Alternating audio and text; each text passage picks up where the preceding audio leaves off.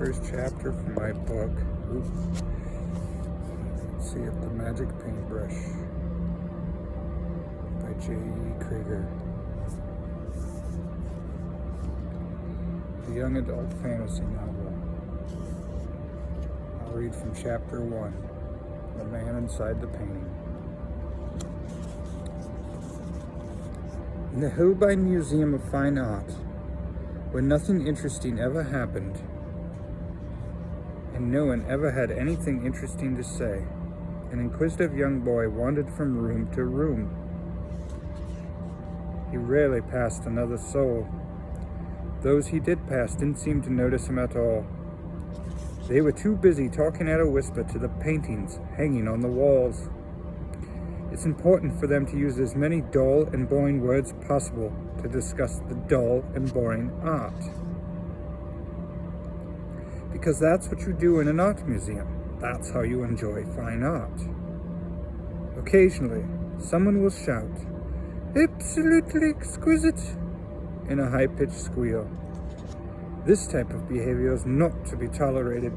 Excitement is never allowed in the museum, under any circumstances. You are to stare at the paintings, discuss their finer points, and what you find overall to be lacking. This is the objective of the critic or the snob, to point out the faults and the flaws in the artist's work, as they meander on a pentennial pilgrimage to dissect painting after painting, until there is nothing left but an objectionable opinion. Thankfully, the young boy went fairly unnoticed by these connoisseurs of fine art gasping and gawking at the paintings. That is, until his eyes focused in on a portrait of a young man unknown to him and the rest of the world. Certainly, there were paintings far more impressive in the museum, ones with a little more panache and ambiance and other big and confusing words to go with them. He could have picked from any number of names that are terribly difficult to pronounce, from Ter Broch to Van Eyck to Hogarth, names that leave a cough in your throat. This painting, however, did something unusual. It spoke to him and not the other way around, yet it had no signature tied to the work. Therefore, there was no reason to spend a great length of time discussing the finer points attributed to some forgotten artistic ghost of the past. The young boy must have spent over an hour quietly enjoying the painting, as one should do, when a stranger, well educated in fine art, and the works housed in the museum brushed up against his shoulder. The young boy stood back to allow the stranger to pass. The stranger, however, felt he should inform the youth where the valued, treasured works of art are kept.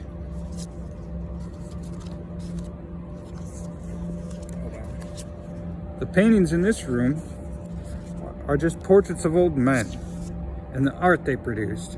Why don't you go downstairs, kid, and take in a modern art exhibit? The stranger gruffly said, holding on to his broom. Oh no, I like it up here. They keep the best stuff on the second floor. The young boy replied with an unappreciated opinion of his own. The stranger set his broom against the wall as he leaned closer to the painting, his eyes inches from the canvas. Hey kid, who is he anyways? The peasant boy in the painting. I'm not sure. There's no signature. Nothing to attribute this. Interesting fact. All I know about art is ducks land and geese take off in these things. Never been much of a portrait lover. There's more to it than that. For instance, this painting, despite its flaws, yeah, okay, whatever. The museum will be closing shortly and I've got a job to do, so hurry up. The janitor, having clarified his point about the importance of fine art, pushed his broom across the floor and vanished down the stairs. The young boy was all alone with the paintings on the second floor. Most of the day was gone. Tired, he sat down on a bench and began to daydream with his head in his hand.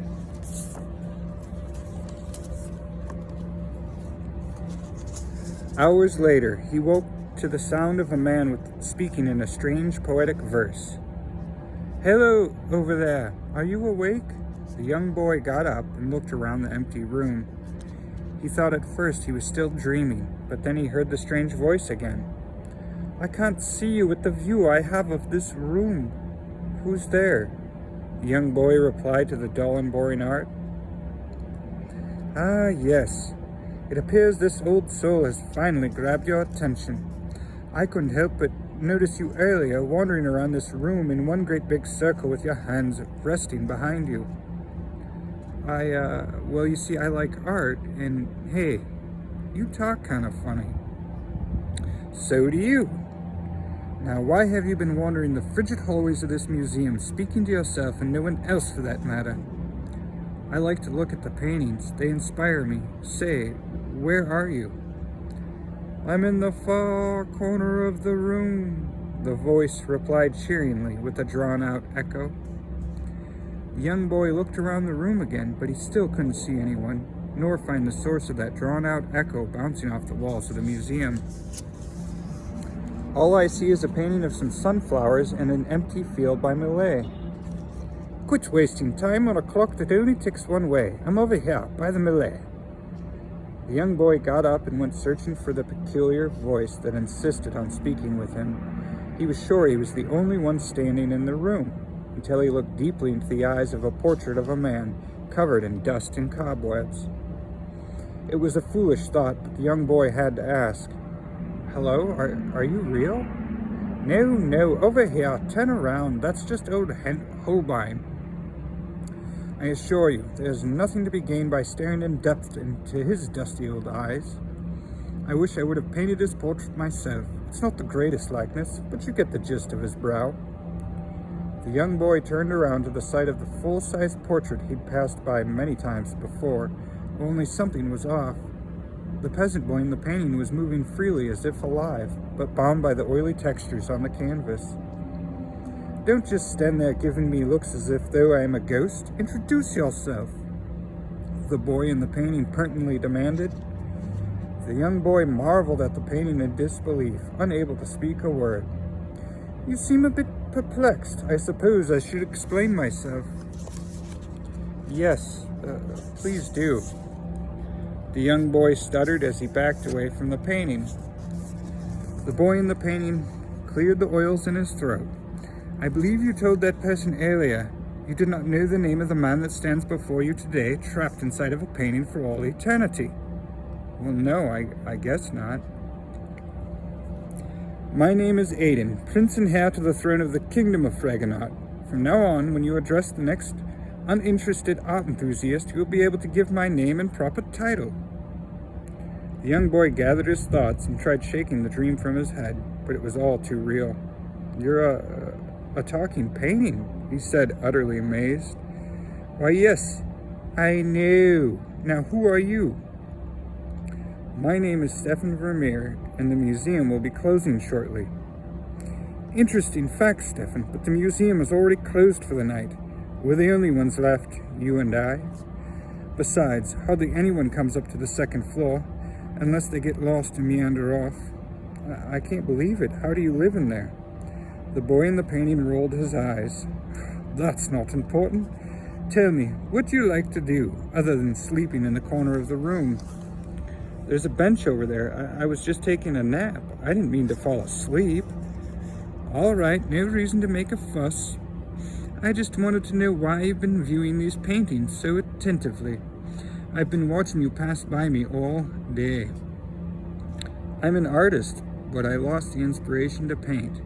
That's why I came to the museum." "You're a fellow artist, then. Why didn't you say so? I'm glad we have something in common of interest. So, you've lost the inspiration to paint, you say? You're probably just going through a phase. I've gone through many in my lifetime. I'm sure it will pass." "I hope so. It's just that I want to be a painter someday, but my father says it's a waste of time. He thinks I should grow up and do something more practical." "Ah, now I see. Much like the tale of how I became the portrait of the man you see before you." "Really?